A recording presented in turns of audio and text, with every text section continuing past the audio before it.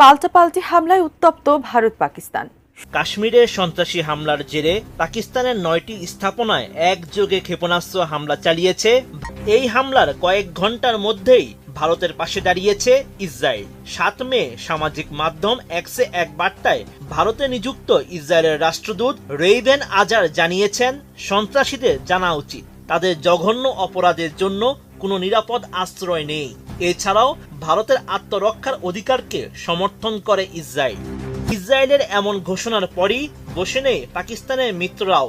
ইসলামাবাদের পাশে এবার ঢাল হয়ে দাঁড়িয়েছে তুরস্ক ও চীন। এরই প্রেক্ষিতে পাকিস্তানের পররাষ্ট্রমন্ত্রী ইশাক দারকে ফোন করেন তুরস্কের পররাষ্ট্রমন্ত্রী হাকান ফিদান।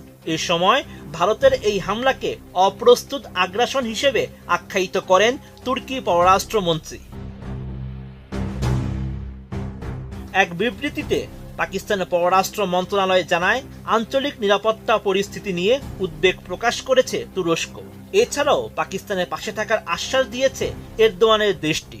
ইসলামাবাদ আঙ্কারা উভয় পরিস্থিতি পর্যবেক্ষণে ঘনিষ্ঠ যোগাযোগ বজায় রাখবে বলে জানানো হয়।